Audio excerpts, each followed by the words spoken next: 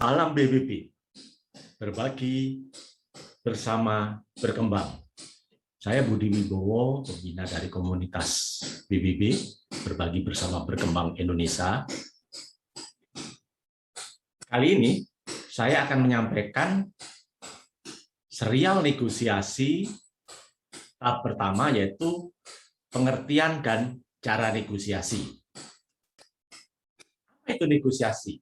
Negosiasi adalah perundingan yang menyangkut 4 hal, yaitu pertama, melibatkan minimal 2 orang atau 2 pihak atau 2 kelompok, minimal ya, bisa lebih. Kemudian yang kedua, dalam negosiasi itu tentu ada perbedaan kepentingan. Bisa juga perbedaan kepentingan tadi berupa sengketa atau konflik. Yang ketiga, adanya tawar-menawar atau bargaining untuk mempertukarkan sesuatu atau barter. Nah, itu yang nomor 3. Kemudian yang keempat adalah negosiasi itu harus bertujuan untuk mencapai kesepakatan bersama. Jadi kalau dari awalnya sudah ingin tidak sepakat, ya itu bukan negosiasi. Nah, dalam kehidupan sehari-hari sebenarnya Anda itu terlibat dalam negosiasi. Misalkan menentukan jadwal bermain anak, negosiasi antara anak dengan orang tuanya. Kemudian mengatur tata letak perabotan dalam rumah. Itu adalah negosiasi antara anggota keluarga, ya, antara suami, istri, dan anak. Kemudian juga di kelas, pembagian tugas, siapa yang membersihkan kelas, itu merupakan negosiasi antara guru dengan seluruh murid. Kemudian contoh lainnya, tawar-menawar harga, itu adalah negosiasi antara penjual dengan pembeli. Contoh lain, menentukan merek atau tipe mobil yang akan dibeli.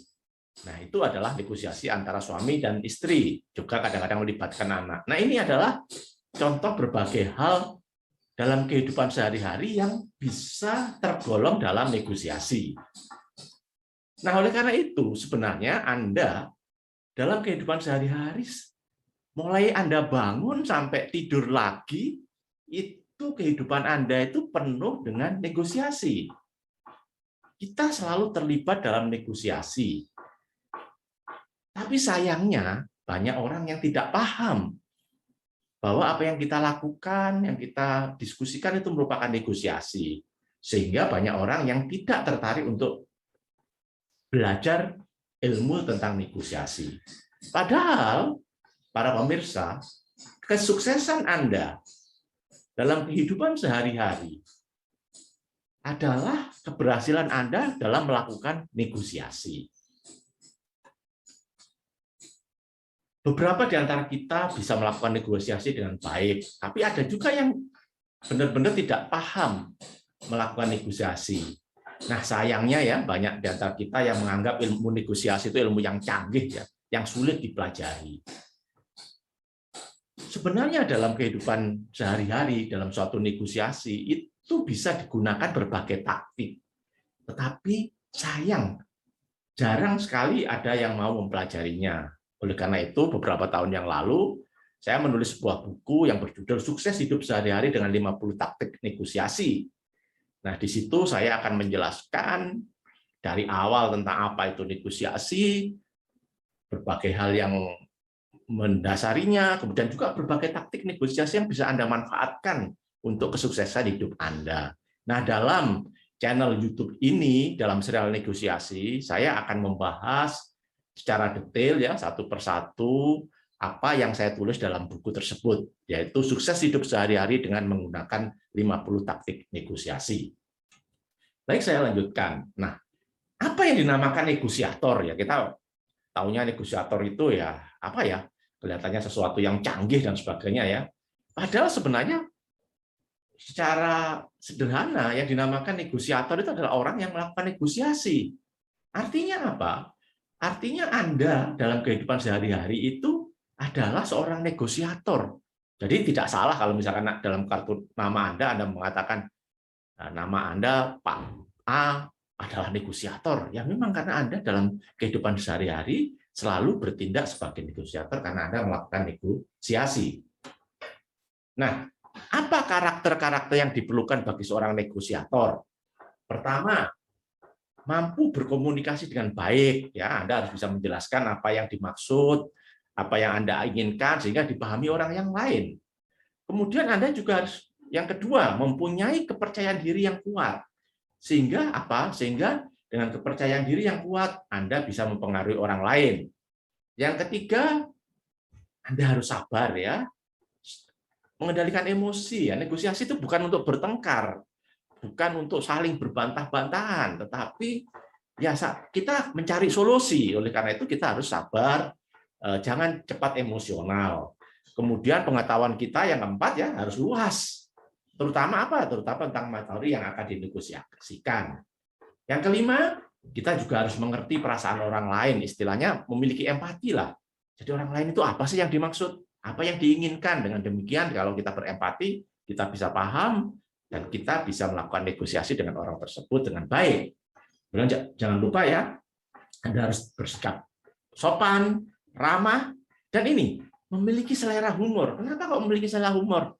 Sering sekali ya negosiasi itu bisa berjalan dengan tegang ya, mau nemui jalan buntu. Nah, pada saat seperti itu kalau kita memiliki selera humor, maka bisa mencairkan suasana dan negosiasi nanti berjalan lagi dengan lebih lancar.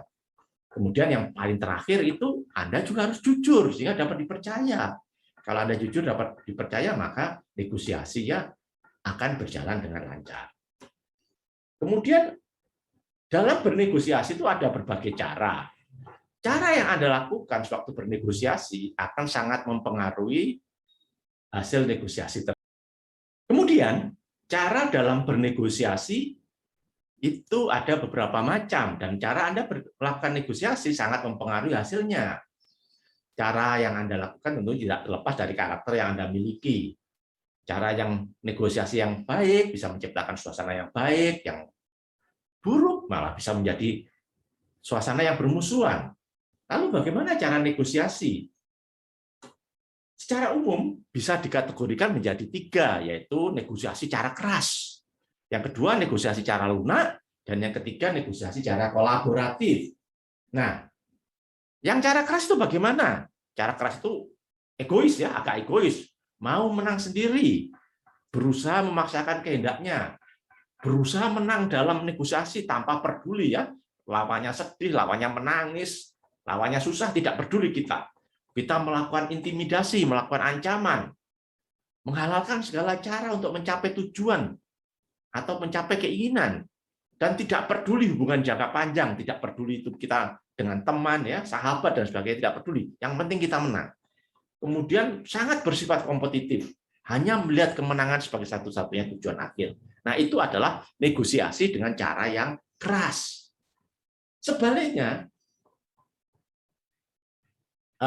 jadi ini adalah gambaran ya, karikatur tentang negosiasi cara keras seperti ini ya, saling ngotot, saling mau memukul dan sebagainya. Nah, sebaliknya, negosiasi cara lunak itu berbeda 180 derajat dengan cara yang keras tadi. Yang paling penting adalah persahabatan dan hubungan baik. Ya, kita mengalah, menghindari konflik, nggak apa-apalah kalah dalam negosiasi, yang penting tidak bertengkar. Kita tidak bisa mengatakan tidak ya, sulit mengatakan tidak. Saya tidak setuju, tidak bisa mengatakan itu. Ragu-ragu dalam memutuskan suatu hal. Akibatnya apa? Kalau kita menegosiasikan atau bernegosiasi dengan cara lunak tadi, kita sering mengalami kekalahan. Ya, jadi pada dasarnya negosiator cara lunak itu memperlakukan lawan negosiasinya sebagai teman yang harus dijaga. Jadi yang penting pertemanan, yang penting hubungan baik. Tetapi di balik itu kita akan mengalami kekalahan dalam negosiasi. Nah, kemudian ada cara yang dinamakan cara kolaboratif. Ya, ini adalah perpaduan antara keras dan lunak tadi. Negosiator cara kolaboratif akan selalu mengupayakan agar semua pihak yang bernegosiasi menemukan hasil yang terbaik ya. Jadi solusi yang baik bagi kedua belah pihak. Kemudian negosiasi dengan cara kolaboratif adalah terbuka, jujur. Kita menghormati lawan negosiasi. Kita kadang-kadang lunak ya, sedikit mengalah, tetapi kadang-kadang juga tegas ya. Kita memang kalau kepentingan kita itu ya kita sampaikan ya, kita memang perlu itu, gitu. Jadi nggak usah ragu-ragu. Kemudian kita juga harus tenang, objektif dalam menganalisa berbagai permasalahan dalam bernegosiasi, sehingga akhirnya negosiasi tadi menyenangkan, hasilnya menyenangkan bagi kedua belah pihak. Nah, ini tentunya kita harapkan dalam melakukan negosiasi itu adalah kita melakukan dengan cara kolaboratif. Baik, begitulah yang saya sampaikan pada tahap pembukaan serial negosiasi ya. Silahkan mengikuti channel YouTube ini. Di dalam serial-serial berikutnya, saya akan menjelaskan tentang berbagai hasil negosiasi, berbagai teknik, taktik dalam negosiasi, dan lain sebagainya. Ikutilah terus serial negosiasi ini sehingga Anda bisa mengambil manfaat, memanfaatkan pengetahuan Anda, ilmu Anda tentang negosiasi, dan Anda bisa praktekkan dalam kehidupan sehari-hari. Jangan lupa, kalau Anda ingin bertanya, isi komen di bawah ini, dan jangan lupa ya, subscribe dan like channel YouTube ini.